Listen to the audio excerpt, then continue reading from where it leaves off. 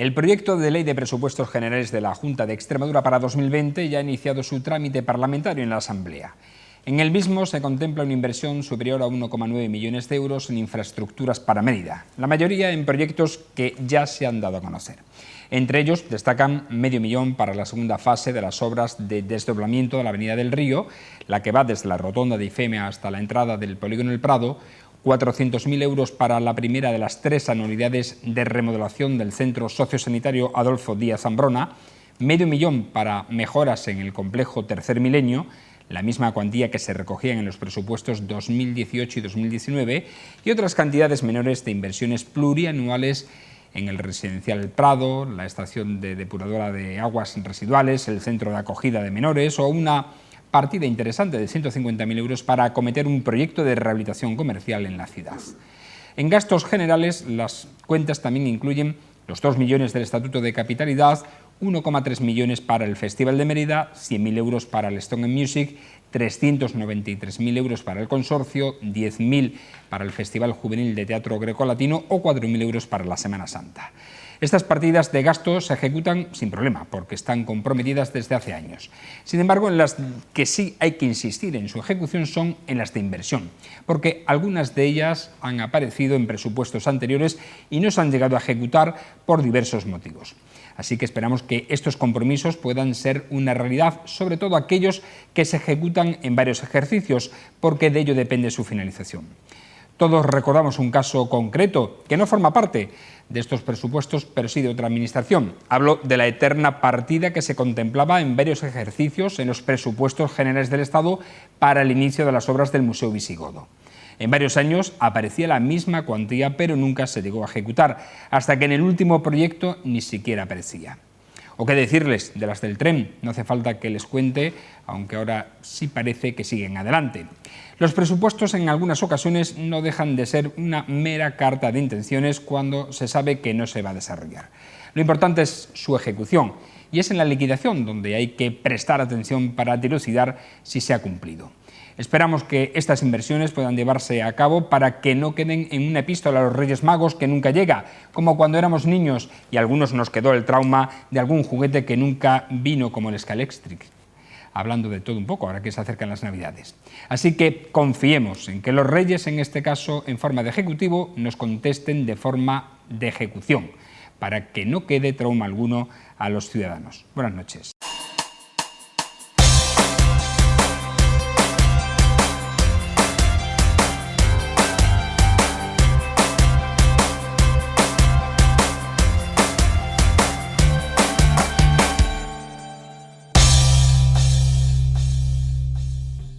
Bienvenidos a esta picota edición número 1050, en la que vamos a abordar varios temas, también de inversiones y de presupuestos que se van a acometer tanto en la ciudad, en la capital extremeña, como a nivel autonómico. Hablaremos también de la central nuclear de Almaraz y del proyecto de desmantelamiento que ayer se nos aclaró por un experto de la empresa pública Enresa, que es la encargada de este tipo de cuestiones, o hablaremos también del gobierno con G mayúscula. Para ello tenemos en nuestra mesa de diálogo a nuestros habituales de los miércoles. Hoy están con nosotros Rafa Angulo. ¿Cómo estás? Buenas noches. Muy buenas noches. Mi agradecimiento a los amigos picoteros de Televisión Extremeña por estar aquí. Si competimos con el Barça ahora mismo, yo creo que ya... Bueno, el Barça tiene el problema de que no tiene los árbitros como el Madrid ayer, que después lo hablaremos, que hoy es la presentación y no quiero hablar. Creí que lo había visto todo en cuanto a robos, pero el de ayer me pareció buenísimo. ¿Sabes que me acordé de ti ayer en cuanto vi las imágenes y anuló la decisión? Me acordé de ti automáticamente. Sí, digo, mañana me van a dar... Después, que esto es la presentación, después lo hablamos. Antonio Vélez, ¿cómo está? Buenas noches. Bien, sobreviviendo y viendo que llueve, en fin, está el tiempo un poquito más acopado, ¿no? Está bien. Pero Antonio, te voy a decir una cosa que probablemente muchos amigos que nos están viendo, yo me acuerdo cuando el Albarrega, y eso te tocó a ti, la canalización aquella del Albarrega, y el Albarrega no trae agua, o sea, llueve, vas pensando, y digo, bueno, es que sigue teniendo el hilito pequeño, que yo me acuerdo haber visto el Albarrega, de ese agua color barro que bajaba, nada, la canalización del Albarrega se hizo en tiempos de Martín López Hera. Y fue una regulación un poquito más abajo de Casa Herrera, La Cortezona, que es una presa de regulación. De hecho, los terrenos no están expropiados, están, digamos, inundables, con una compensación, pero se puede cultivar. Es una simple presa con un sifón de salida de regulación. O sea que los embates, las rupturas brutales que se hacían en su momento, tú no conociste el molino de Santa Isabel, no, donde se da la circunvalación históricamente, a la altura de la Antigua, en la trasera de la Antigua, en Albarrega, había un molino allí, ese se derrumbó, se cayó, y el río Albarregas, cuando cogía agua, era tremendo y barría. Pero sí, tú no has conocido una Albarrega con un charco redondo detrás de las sindicales, no, con un charco del Bigote, donde estaba la zona de la huerta, le decíamos el charco del Bigote, porque como vertían todos los purines de las huertas, los estiércoles naturales, huertas que había allí, de los molinos, de muchas huertas, pues nos bañábamos y salíamos con un bigote. Nuestros antepasados también, que fueron nosotros, ¿no? Ellos le bautizaron como el charco del Bigote. Y habéis sobrevivido, ¿verdad? Y hemos sobrevivido. Bueno, era un río limpio. No.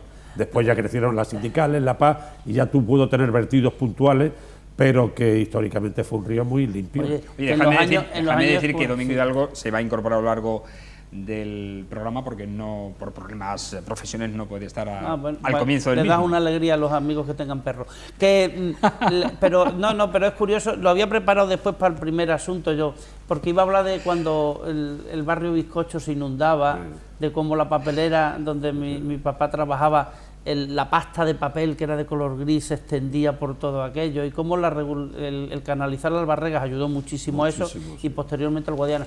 Sin embargo, si me permite el señor director, es que en tu presentación, que te has quedado bien a gusto, Frank, sí, pero a ver, amigos, si a mí en mi casa me dicen, oye, Rafa, tienes 500 euros ahí para ti, lo único que tienes que hacer es tráeme un papel y dime en qué te los vas a gastar, o tráeme la factura que ya te los has gastado. ¿Quién de ustedes se queda en su casa con los brazos cruzados y no va por el dinero? Bueno, es que un político que tenga presupuestado unas inversiones y que al final del año las devuelva porque no se las ha gastado, ese tío era para cesarle, Antonio.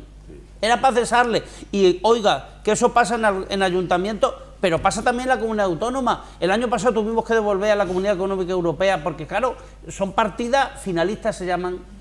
Y si no te las gastas en eso, no te las gastas. Pero que un ayuntamiento, lo que has dicho tú, que año tras año presupuestan, ¿y qué? Si después no te las gastas. Es decir, a mí eso sí que me parece un delito, vamos. Bueno, eso habría que... No, a ver, ¿qué habría, Antonio? Bueno, eso es administración, que son más complejos. Y hoy que estamos hablando de cuestiones más puntuales que le interesan al público, como tú has hablado del Albarreca, el otro es más complicado. Bueno. Efectivamente, una partida finalista, si no se gasta en el fin que tiene, va al conjunto. Se devuelve. Al superávit presupuestario o a la masa acumulada que puede utilizarse en otras cosas, depende. Oye, déjame presentar a Domingo Hidalgo, que ya se ha incorporado a nuestra mesa de la picota. Sí. Domingo, buenas noches. Paz y bien, muy buenas. ¿Qué tal? Perdón por la tardanza, pero me ha sido literal y físicamente imposible venir antes. Bueno, estábamos hablando precisamente sobre el tema administrativo. La editorial ha ido sobre lo que se presupuesta y no se ejecuta, porque ya hemos conocido que en los presupuestos generales de la comunidad va a venir 1,9 millones de euros en inversión para la ciudad, y bueno, más otros cuantos millones, en total son algo más de 6 en gastos corrientes, entre lo que está el festival, está también evidentemente los 2 millones de estatuto de capitalidad y otras cuestiones. Lo bueno es que lo de los gastos corrientes no tiene problema, porque eso se ejecuta siempre, pero las inversiones no. Y estamos hablando precisamente de cómo hay partidas que aparecen año tras año con la misma cuantía, y yo he recordado aquella del Museo Visigodo, que no sé cuántos años, pero muchos años ha estado contemplándose la partida de inicio del proyecto del Museo Visigodo, hasta que este último año, por ejemplo, el proyecto, el año pasado, ni siquiera aparecía ya. Es que el papel lo aguanta todo, y si hay algo que no se parece ni a la verdad ni a la realidad, son los presupuestos de las administraciones públicas. ¿Por qué? Porque no se miran ya la inversión, lo que se mira es qué necesitamos gastarnos, y se inflan los presupuestos, y se inventan ingresos. Por ejemplo, En IBI, ¿cuánto vamos a recaudar? O a nivel nacional, nos da igual, o a nivel autonómico. ¿Qué vamos a recaudar por el impuesto de actos jurídicos documentados? 800 millones. Y después la realidad es que se recaudan 150 a duras penas. Pero como conforme a los ingresos puedes buscar gastos, yo con los 850 millones que íbamos a recaudar de actos jurídicos documentados, he contraído gastos seguros por 850 millones. Después, ¿qué sucede? Como recaudo 150, ahí hay un déficit de 600 millones de euros. ¿Y qué es lo que pasa con esos 600 millones de euros? Que me tengo que endeudar. Y para eso tengo a los bancos uno detrás de otro en espera, en primer tiempo de saludo, no para prestarme el dinero, sino para refinanciar deuda y para ampliar la deuda. Y de ahí viene el gran endeudamiento. En cuanto a las inversiones, bueno, las partidas presupuestarias, rectifícame, alcalde, si me equivoco, tú las puedes quedar abiertas, porque si tú no tienes prevista el hacer el Museo Visigodo, no tienes esa partida abierta, no puedes emplear dinero. Otra cosa es, y sucede porque, no nos engañemos, las administraciones públicas están caninas económicamente hablando, pero caninas, no digamos la administración nacional, un poquito mejor las locales, pero las autonómicas están como están. No, las locales están bien. Porque bueno, aparentemente. Aparentemente. En su conjunto. Aparentemente. Ayer, por ejemplo, en la asamblea de la FEMPRES, que se celebró en Mérida, en el Hotel el Ayuntamiento de Mérida se pedía precisamente que el Estado dejara ejecutar los 5.000 millones de euros que tienen los ayuntamientos y que no pueden gastar. Una cosa es un estado contable y otra cosa es si el ayuntamiento ahora puede decir, pago todas mis deudas, porque 4 familias estamos aquí. 4 personas de 4 familias distintas. 5.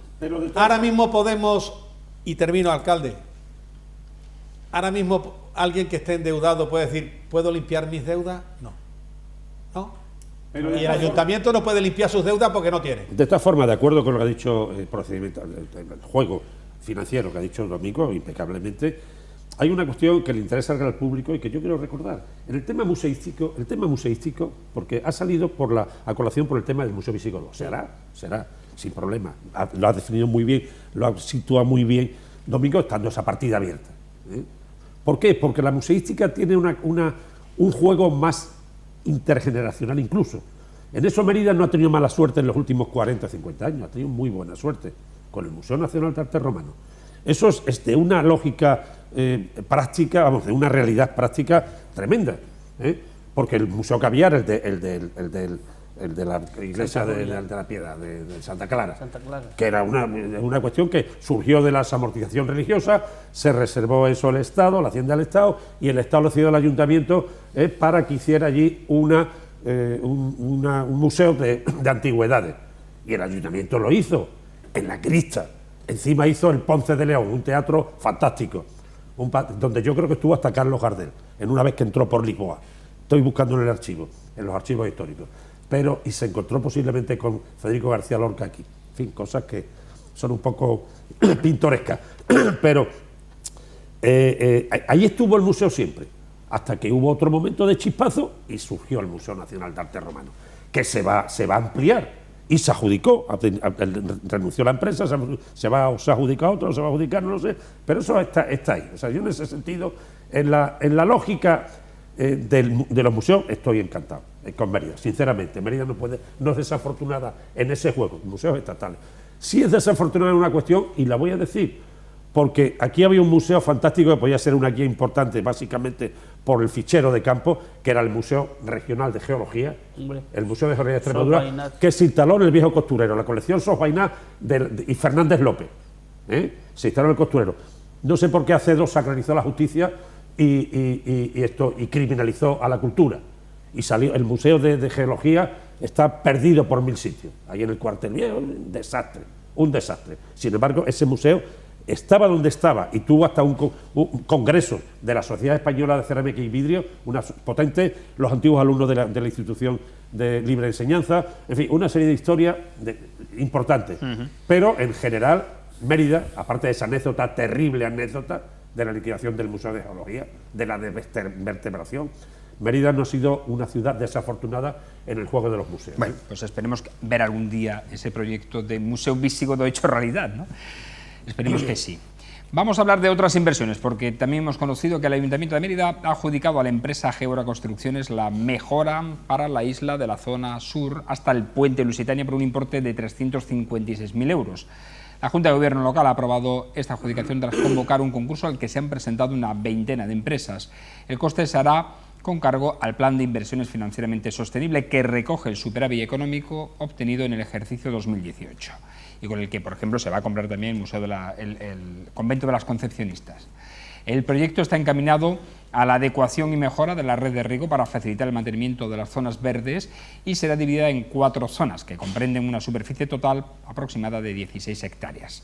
Además, en toda la zona de actuación se realizará mejora de instalación de riego en la isla de los Cañones, creando una continuidad con la isla de Pancaliente. Esto me lo tienes que explicar, Antonio, porque yo no sé la isla de los Cañones cuál es exactamente.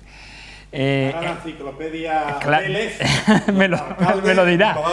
Sí, porque hemos estado aquí hablando y ¿dónde está la isla de los Cañones? Bueno, se instalará también riego en la isla seca, creando una pradera natural, así como fuentes de agua potable y mobiliario urbano en todo el entorno. También se va a crear, atención Rafa, un campo de fútbol de césped natural, en la zona central, entre el puente Fernández Casado y el tramo final. ¿Cómo se nota que ellos no tienen que pagar el agua? ¿Cómo se nota? A ver, Antonio, ¿cuál es, por cierto, la isla de los Cañones? La isla es la zona del puente de Fernández Casado hacia arriba, lo que llamamos la isla aquí.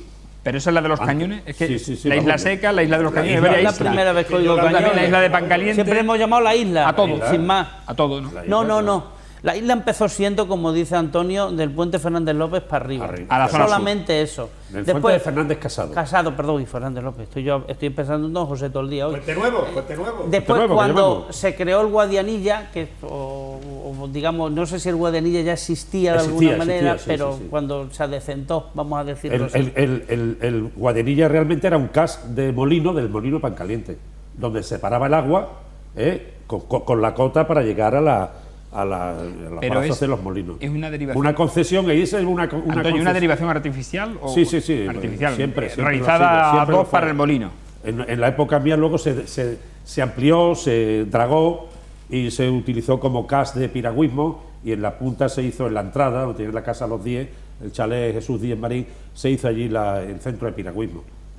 Pero históricamente era un cas de molino. ¿Verdad? Es que a mí me parece, lo que se está haciendo en la isla me parece estupendo. Creo que ya en nuestra generación todavía no, pero que la relación entre el entorno natural y los ciudadanos, evidentemente ahora, antes que el entorno natural eran los cazadores, es decir, per cazador no me refiero a caza mayor, los que iban, que en Mérida había mucha afición, sobre todo en algunas barriadas, ahí a cazar conejitos, liebres, y había gente que realmente y eso cuidamos mucho el campo. Ahora el entorno natural está protegido. Me he traído unos versos, a ver si sabes de dónde los he cogido. Larga pereza tendida, río que muere y renace, sueño de cielos y de aguas, Guadiana, lento Guadiana. Pues si no son de Rufino Félix o de está Alberto Liar. Está al lado de un... son de Rufino Félix, Alberto Liar o Fermín Ramos Sánchez, uno de los Bueno, en realidad era un escultor, Pérez Comendador, el que lo puso en la base.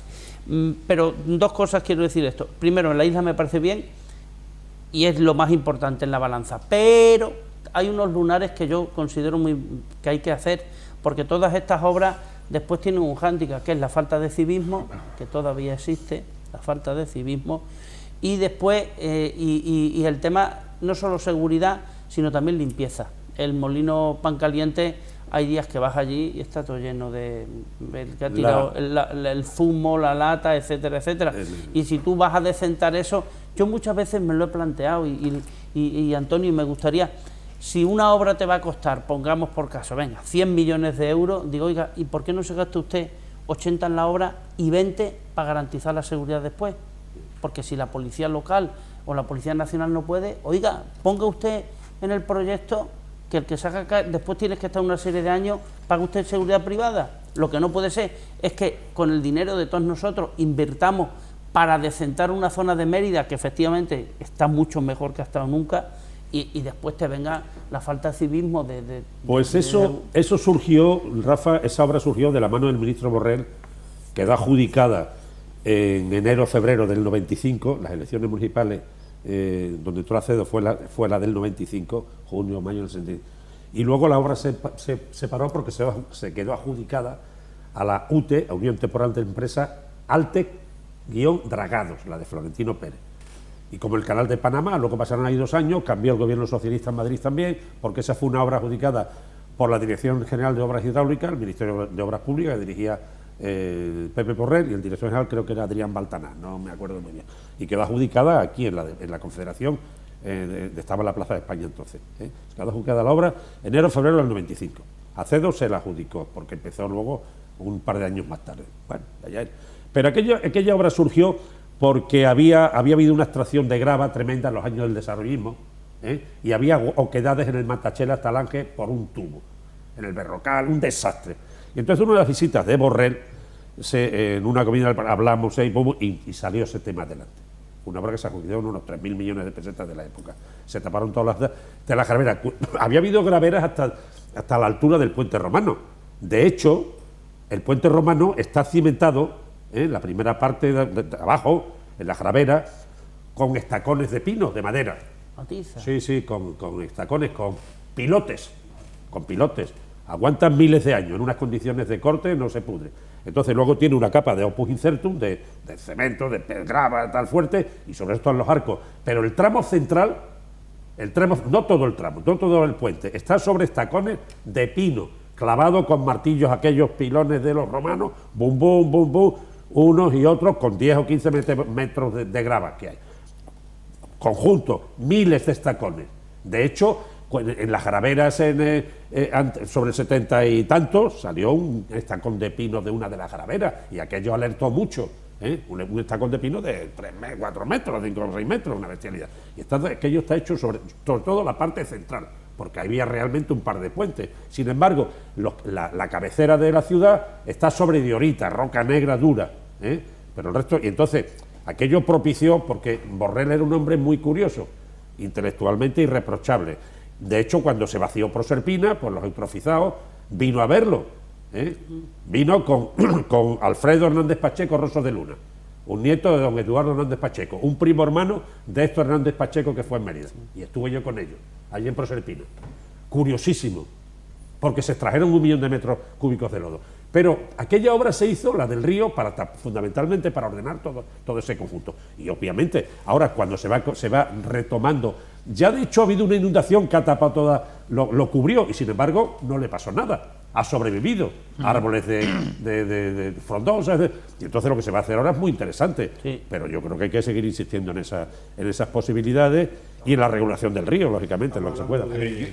Hay una cosa que a mí me llama mucho la atención cuando hablas con expolíticos como lo es Antonio Vélez, que es la intrahistoria de cómo se consiguen las cosas. Claro. Fíjate, en una comida, ¿no? Claro. Se lo propusiste y salió adelante. ¿Qué mayor infrahistoria?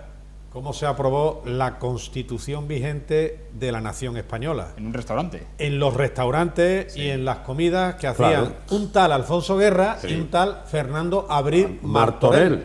Esos fueron los que aprobaron la Constitución. Eso sí, con los socios de ahora de Bildu, que entonces pegaban tiros. Cuando Otegi pegaba tiros y sus compañeros, que había aproximadamente 3 muertos a la semana gracias a ETA, por terrorismo, claro. Y esa fue una de las grandes... Eso es una infrahistoria que también tiene la Constitución española. La presión tremenda que había con los atentados terroristas, que parece como si no hubiera habido atentados en esta nación, y como si los socios que quieren ser del PSOE, y el PSOE quiere ser socio de ellos, que han apoyado a ETA siempre, no hubieran existido ese terrorismo. Es que mira, la intrahistoria, perdóname, porque es que cuando quieras, porque yo memoria me queda, afortunadamente. Yo quiero hablar de la isla. Intrahistoria más surrealista, estoy de acuerdo con lo que ha dicho de Domingo de Peapa. Habrá una intrahistoria más curiosa que la del propio Museo Nacional de Arte Romano. El Museo Nacional de Arte Romano no tuvo nunca un proyecto ad hoc que se llamara Museo Nacional de Arte Romano, no. Fue cobertura de unos restos arqueológicos, de la mano de alguien que entonces era jefe de servicio de restauraciones, que era Dionisio Hernández Gil. Ni siquiera era su director general, lo fue luego con Solana y director general también. pero entonces era jefe de servicio de restauraciones con el antecesor de Íñigo Cabero, el antecesor de Soledad Becerril. ¿Y cómo cambia entonces la nomenclatura del proyecto?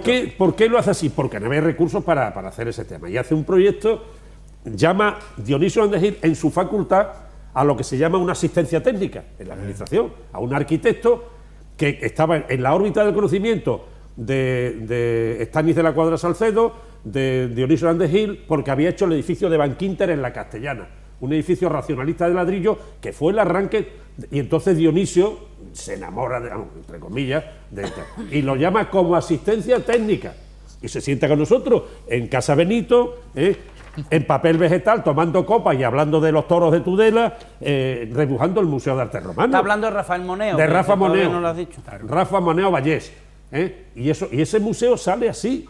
De hecho, cuando se adjudica la obra y se contrata a MZV, no se le puede otorgar licencia porque el planeamiento no figura un edificio de ese tipo. Y entonces yo me voy a Madrid, me voy al ministerio, porque entonces el suelo, los planes generales de ordenación urbana los aprobaba Madrid, dependían de Madrid, antes de las transferencias a la Comunidad Europea, a la extremeña. Y entonces hay que hacer un convenio y decir, bueno, se empieza el procedimiento, tal, y antes de que terminara el museo, bastante antes, se normalizó el plan general en ese aspecto, pagaron la licencia, MZV y tal, sin problema, bien pagado y tal, urbanizaron todo el conjunto del entorno, la Pontezuela, no sé qué, toda la zona del entorno, de la antigua calle Travesía Moscardón, no sé cuánto, pero es que eran cuestiones, es decir, ¿cómo se puede entender que no hubiera un proyecto de museo como tal? No lo hay, no lo hay. Cobertura de unos restos arqueológicos, punto. Pues ese es el milagro. Esa es la intrahistoria, ¿no?, a la que nos referíamos antes. A veces también tiene páginas oscuras. La obra del Guadiana la inauguró, menos mal que han quitado la placa, porque venía el nombre del sinvergüenza ese. La inauguró un ministro que después, vamos... Presidente de Baleares. Que se tuvo que ir hasta de España, de los chorizos y granuja que era. Pero y durante mucho tiempo... Es que yo soy contrario a las plaquitas, Totalmente. He estado en la placa, pero vamos, que yo en Mérida veo placas, vas a Santa Eulalia y esto estaba ahí a párroco fulanito. Pues sí, que quítala ya. En otros bueno, mía no habrás visto ninguna. Oye, vamos a hablar... Es verdad, es verdad. Es verdad, Domingo. Bueno, al final hablamos de 40.000 temas. Como ha llegado tarde, le estamos dejando al pobre. Siempre muchas gracias, Rafael. Habla de la isla, que además tú eres usuario de ella. ¿Qué sería de mí sin ti? Pues la isla, ya que van a hacer algo, por cierto, estamos hablando de 356.000 euros, poco más, 60 millones de pesetas o algo así, ¿no? En primer lugar, la isla precisa de determinados servicios públicos. En tu entrada que has hecho, director, además no se trata porque hayas hecho la entrada, es que cualquiera que vaya a la isla verá que pasa muchísima gente.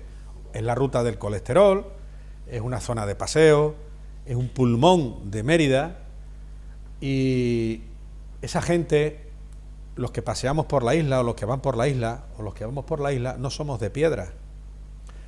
Entonces, no creo que cueste mucho hacer unos servicios públicos. Y si hay que, a lo mejor, pagar algo por entrar, como pasa en muchos lugares, pues se paga. Pero las personas no somos animales. A mí me gustaría saber, Domingo, por qué... Yo recuerdo de niño que había servicios públicos en muchos sitios, en todas las ciudades. Sí. Y eso se ha eliminado del mapa urbano. Bueno, pues... En la Plaza de España aquí había servicios, ¿no? En la Rambla, en fin, había servicios. Y ahora eso se ha eliminado totalmente. Bueno, pues porque somos muy progres para eso, ¿no? Pero sin embargo uno va a Europa y se encuentra con servicios. Sí, los hay. Pero aquí parece que somos más que nadie, ¿no? Y eso hay que pensarlo. Pero a lo mejor no tiene que ser un servicio gratuito, insisto, como pasa en Europa. Lo que no podemos es estar, pues como se está en la isla. No podemos estar en el siglo XIX en la isla y en el siglo XXI para pasear, pero en el XIX para miccionar o hacer labores mayores. No, hombre, eso tiene que estar previsto. Y eso es obligación de la administración. Después, tema de la isla también. Yo creo que la isla... Y lo ha comentado Rafael, hay falta de civismo, claro que sí. Por cierto, ¿dónde estarán las farolas que han quitado? no que han quitado, que han sido sustituidas. ¿Las antiguas dónde están? Yo me hago esa pregunta. ¿Se van a vender de segunda mano? ¿Van a ser subastadas? Porque muchas de ellas estaban en uso. ¿Se las habrá llevado alguien? Porque eso forma parte de la propiedad pública. Yo desde aquí hago esa pregunta al ayuntamiento, a la confederación. Esas farolas se han quitado. Estoy hablando de las farolas que había entre a la altura de la calle Anas hasta Pancaliente, que las han cambiado. Y han puesto otras diferentes y en el otro lado. Supongo que eso iría al parque de obras. Normalmente va al no lo parque sé. de obras municipal. Yo no lo sé, pero desde luego lo que sé es que no son de Antonio o de Juan. Esos son farolas que a lo mejor le apetece comprarla a alguien si hubiese una subasta para llevársela a una casa de campo. O reutilizarla. O reutilizarla. Entonces, me gustaría que se diera una nota de prensa y se explicase.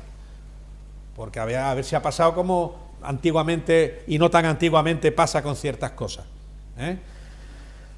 A más, la isla debiera tener un horario.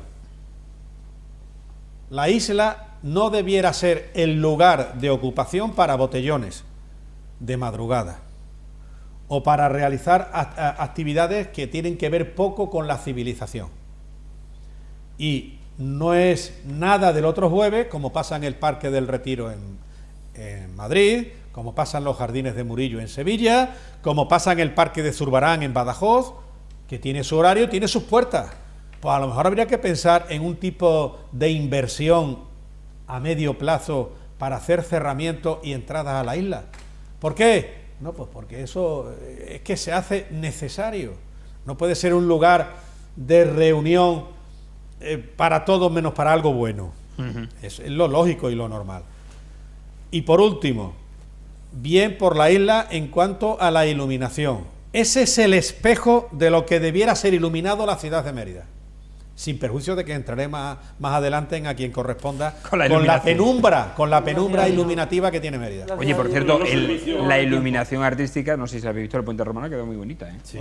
En los servicios de la isla yo estoy de acuerdo con Domingo, inevitablemente. Imprescindibles. Son imprescindibles. Imprescindibles. La gente que podemos tener, usted tiene problemas de urinario, problemas de tal. Y a los hombres, sobre todo, nos puede dar lo mismo o no da lo mismo. Pero el tema de las mujeres, ¿dónde están las feministas que estén pegadas a la zona urbana urbana del Guadianilla por razones de seguridad en las inundaciones o por lo que sea, pasando uno de los puentes, pero que haya espacios cercanos para poder ¿Y las mujeres? ¿Y las mujeres de donde? O sea, porque nosotros nos escapamos, alcalde. Y luego lo que ha dicho Domingo, vamos, estoy de acuerdo, me pregunto siempre, Antonio, ¿dónde que no llegamos a parar el petril que había? ¿Son pretiles o petriles? Petriles. En el puente nuevo, en el puente Fernández Casado, que lo hicieron la cantería de los Conrado, en esa casa que se va por San Agustín, por la zona de la salida de Cáceres, que se va a eliminar esa manzana, ahí estaba la cantería, ¿te acuerdas, no? Sí. El taller de los Conrado. Te recuerdo que soy de la barriada del Tabarín, claro, si te interesa. Era eso Noches de Extremadura. ¿Qué es eso del Tabarín? La barriada donde yo me crié, caramba. Termina, Antonio. Pues eso, yo me gustaría saber dónde está esa tremenda cantería que tenía el petril del puente de Fernández Casado. Ahí se veían los trozos, ¿te acuerdas?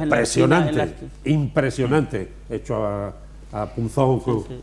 Vamos a otro asunto porque hemos de hablar también del futuro desmantelamiento de la central nuclear de Almaraz, que va a suponer un reto, ya que va a ser el primer emplazamiento en España que se desmantele con 2 centrales que son grandes y potentes.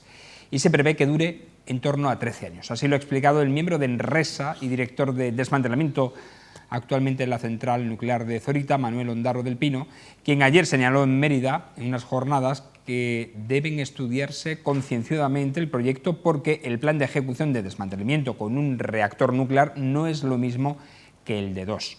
El desmantelamiento de Almaraz se divide en una serie de fases, aunque previamente, es decir, 3 años antes, se realiza un estudio básico de estrategias contemplado en el plan de residuos radiactivos. Tras este estudio, hay otros 3 años en los que se realizan los trabajos de gestión de combustible gastado, de descontaminación del circuito primario y grandes componentes y, posteriormente, acondicionamiento de residuos operacionales. Y una vez hecho esto, comienza como tal el trabajo de desmantelamiento. Es decir, 13 años. Nos vamos al horizonte de 2040. Rafa. Pero yo, si no te importa, quiero hablar de energía nuclear, porque me parece que es un tema importante. ha habido muchas mentiras porque el activismo medioambiental, los bien pagados activistas, pues bueno, llegaron a decir que el entorno de las centrales nucleares daba riesgo de cáncer, o sea que es una trola que no se la cree nadie, porque ya está demostrada desde el punto de vista médico. La hostilidad a la energía nuclear que fue en Europa, sobre todo a raíz de Chernobyl, claro, es que tú ves Chernobyl y te quedas, dices, madre mía, si explota una, me explico. Pero eso ahora se está dando un proceso distinto. Países como Italia, que eran contrarios a la energía nuclear, van a tenerla. Suecia, que había tenido un parón nuclear, va a volverla a tener.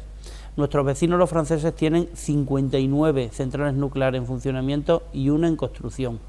Es verdad que es la tecnología francesa la que ahora ha dominado más el mundo, entre otras cosas porque ya las nuevas centrales nucleares tienen una vida de 60 años, antes tenían 20 y tantos y se quedaban ahí. Pero todo este movimiento a mí me preocupa. ¿A quién nos beneficia las centrales nucleares? A mí, a la clase media y a la clase y a los pobres les beneficia, porque hace que la luz sea más barata, para que tú me entiendas. ¿A quién beneficia la central nuclear? Al medio ambiente. No contamina, es decir, el CO2 las centrales nucleares no lo hacen. ¿Y qué ha ocurrido? ¿Cuál era la gran panacea? No te preocupes, la energía eólica, solar, la biocombustible. El tiempo pasa y todo ese tipo de energía alternativa, nada, no hacen nada. Y un problema, si cerramos las centrales nucleares vamos a depender de terceros países, nos estamos gastando un pastón con Francia, comprando la energía a Francia, Francia se está haciendo de oro gracias a las energías, porque Italia es el país que más compra, al no tener, de momento, por eso pero nosotros que le tenemos que comprar también. Y por último, ¿a quién beneficiaba? Oigan, lo hemos comentado en varias picotas, la renta nacional extremeña más alta, ¿qué dos pueblos son? Navalmoral y Almará, anda. Y yo lo he dicho, fue un error de Juan Carlos oponerse a Valdecaballero. Si hubiera habido una central nuclear en Valdecaballero, ahora mismo la Siberia, vamos, es que habría pegado un cambio que para qué. Entonces, ¿a qué estamos aquí? Ahora, no es que vamos a desmantelar, sí, tendrás que desmantelarlo, entre otras cosas, pero no por el contrario, sino porque la tecnología de cuando se hizo Almará, pues ya está muy superada por las nuevas tecnologías. Ahora yo abogo por la energía nuclear, me parece, bueno, que después te venga gente, no, es que la energía no, hasta el Papa ha estado con los de Fukuyama, claro, yo también lo entiendo ese entorno, ¿no? Pero ¿cómo que la energía nuclear? Pero si lo que nos preocupa que son los pobres, ¿les viene bien? Porque si no, la luz les saldrá más barata, ¿o qué quiere usted? ¿Que paguen 4 veces más de luz? Vamos, por favor.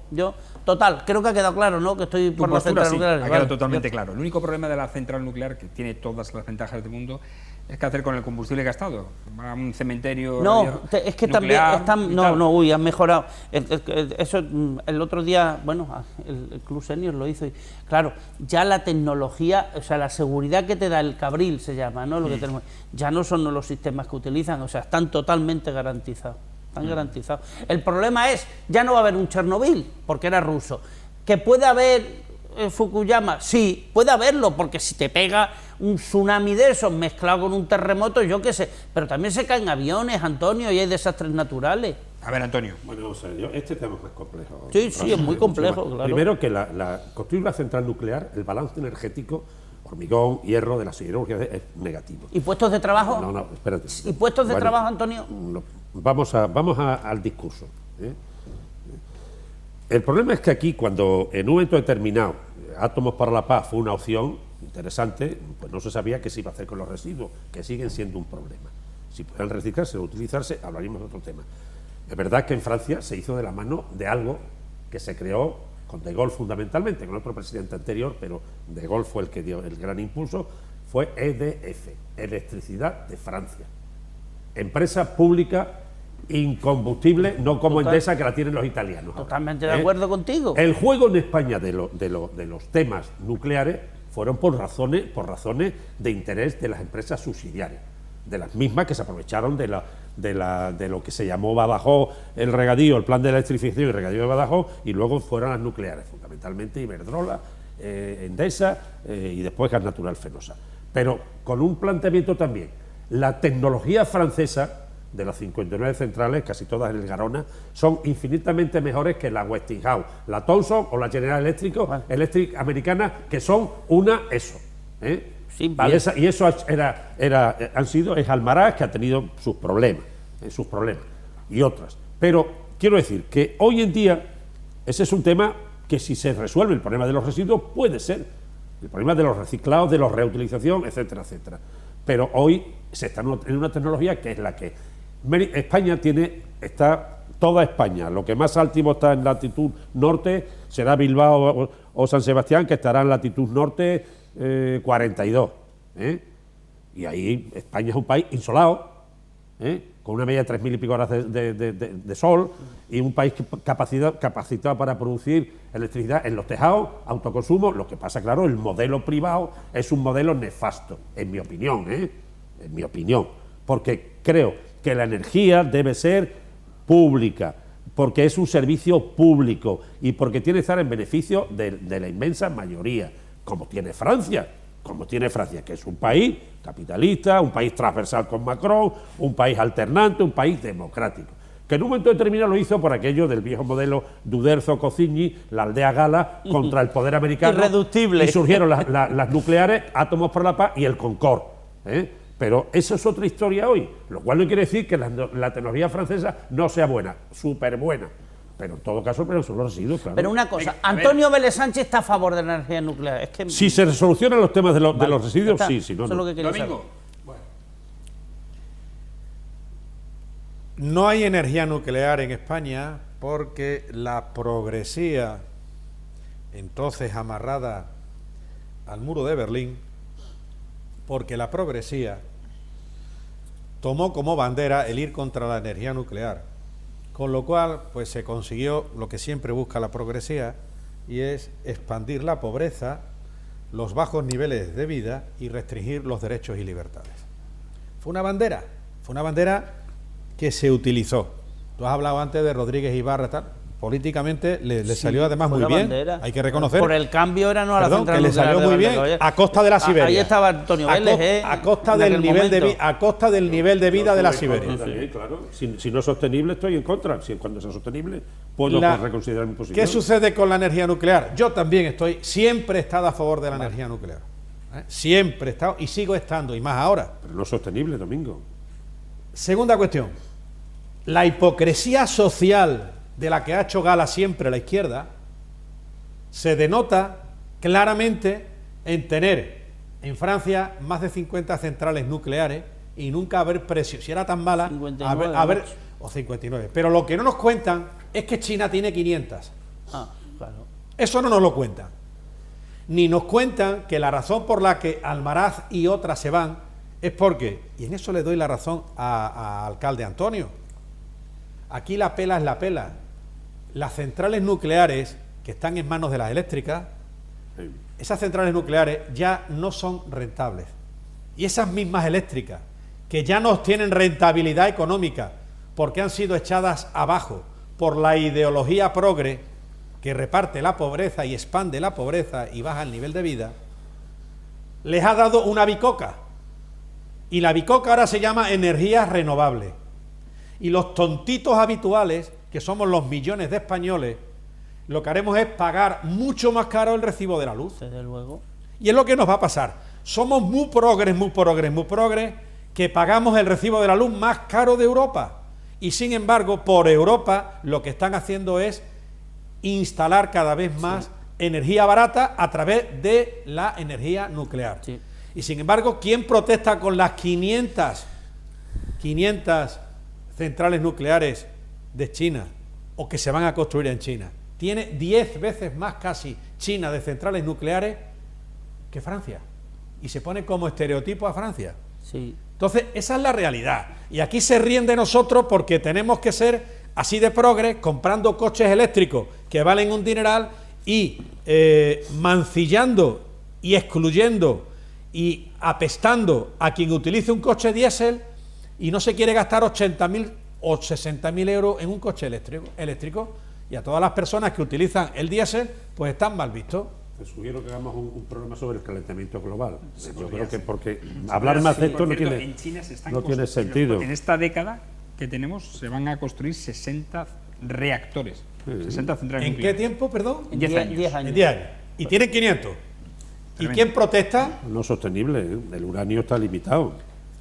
Bueno, sí, sí. Vamos a otro asunto muy rápido, porque el exdirigente del Partido Socialista de Euskadi, Nicolás Redondo Terreros, ha advertido al primer secretario del PSC, Miquel Iceta, de que considera a Cataluña como nación e ir a una España plurinacional suponen la muerte de la Constitución de 1978. Por ello ha reclamado al PSOE que no baile al son del PSC, lo de baile por el famoso conocido baile de Iceta en los mítines.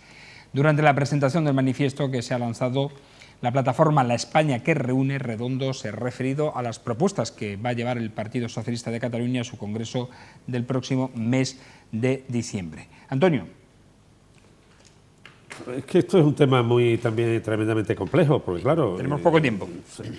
Yo creo que en ese aspecto Iceta ha sido inoportuno, sinceramente, porque incluso cuando el artículo 2 de la Constitución habla de las nacionales y las regiones, lo habla desde un punto de vista cultural, desde un punto de vista de identidades, como se puede defender aquí la FALA, pero no desde un punto de vista de nacionalidades de Estado, porque es que eso es romper la historia, 5 siglos de historia, de convivencia y elementos muy concretos de desfavorecimiento a terceros o a segundos. Es decir, cuando Cataluña se considera el barco, el crucero de la economía, cuando se liberaliza en el 59 de la mano de Ullastre, la economía española se liberaliza de la mano de como hemos dicho en alguna ocasión aquí, de los gobiernos tecnócratas del opus fundamental, pero López Rodó, el desarrollismo tecnocrático. Extremadura pierde en una década y media pierde 500.000 habitantes. Un tercio. Extremadura en el 59 tenía 1,5 millones de habitantes y Cataluña 3,5, el número 3,700. Extremadura pierde en década y media 500.000 de habitantes. Un tercio largo se va a Cataluña, 2 tercios se van a Cataluña, Madrid y el País Vasco. Entonces, claro, si hay que reconsiderar esa historia, Extremadura tendrá que pedir una simulación de recursos robados, no progresados, no acumulados en una sociedad que hubiera sido viable con 3 millones de habitantes, que es lo que debía tener Extremadura, y no uno envejecido, porque se enriquecieron otros territorios. Y eso hoy es evaluable. Hoy la economía le sobra capacidad para evaluarlo. Entonces, en esa tesitura, yo me remito a una cuestión. Es lo que apuntáis aquí también. Es el encuentro, el discurso, el choque entre José Ortega y Gasset y Azaña. Azaña era un ingenuo, bien intencionado. Ortega y Gasset era un tipo más retorcido, más alambicado intelectualmente. Entonces, Ortega con otros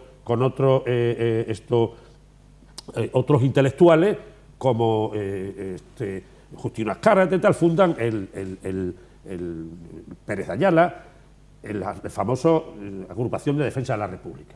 Y entonces hablan de cuestiones, es decir, es que hay el problema, mientras exista España, va a sentir el problema catalán. Hay un problema irredente, hay un problema de querer siempre buscar, dice, sobre todo, en épocas de crisis del Estado, los nacionalismos, es que se produce años después con el tema del ascenso de los nazis en Alemania. Tremendo, en la República de Weimar. Es terrible y es un cierto modo ocurrido. Por lo tanto, creo que en ese sentido Iceta ha sido imprudente en plantear el tema de esa forma, porque yo creo que es un tema innegociable. Os pido brevedad porque tenemos poco tiempo. Domingo. El partido sanchista, antes partido socialista, está en manos de Iceta, el cual es el manijero del Partido Socialista Catalán, que es realmente el que manda en todo lo que antes era Partido Socialista y ahora Partido Sanchista. Me alegro que píe y que hable Nicolás Redondo, porque Nicolás Redondo es aquel que se presentó a aquellas elecciones autonómicas de las provincias vascongadas, de la autonomía vasca, en la cual, por mala suerte y por poco, uniéndose con el Partido Popular entonces de Jaime Mayor Oreja, se quedaron a muy poco. Y ese Partido Socialista era el Partido Socialista que sí cree en el sistema de la Constitución española. No es el Partido Socialista de ahora. Igual que el Partido Socialista del que formó parte Antonio es de los socialistas constitucionalistas y del consenso. ¿Qué sucede? Que aquí estamos en manos de los golpistas. Y el partido sanchista está apoyando indirectamente el golpe de Estado, que se sigue produciendo en Cataluña. Y además, indirecta y directamente, está consintiendo que el sistema constitucional se venga abajo. Rafa. He dicho por ahora. Como estamos en televisión esta mañana, en plan flash, 3 cosas. 1, lo que me preocupa, lo he comentado con Antonio Vélez antes, y es la división en bloques de la sociedad española, a todos los niveles. Corcho, el Tribunal Constitucional se ha dividido en bloques, bloque izquierda y bloque derecha. Es decir, llegamos a unos extremos que la verdad es que es para tocarse la ropa y andar muy preocupado. Se ha politizado todo, Todo, pero es que, ya digo, siempre ha existido esas tendencias, pero ahora ya es descarado. Yo he estado leyendo hoy declaraciones de uno y otros miembros del Constitucional y ya se están tirando los trastos a la cabeza, y eso es el Tribunal Constitucional. O sea, si ya desprestigiamos también, bueno, como decía Domingo, mira, pues tenía razón Domingo cuando lo llamaba prostitucional a ese tribunal, pero también es que estamos cayendo en unos modos de hacer política que me parecen aberrantes. Oigan, las consultas internas de los partidos son una patochá.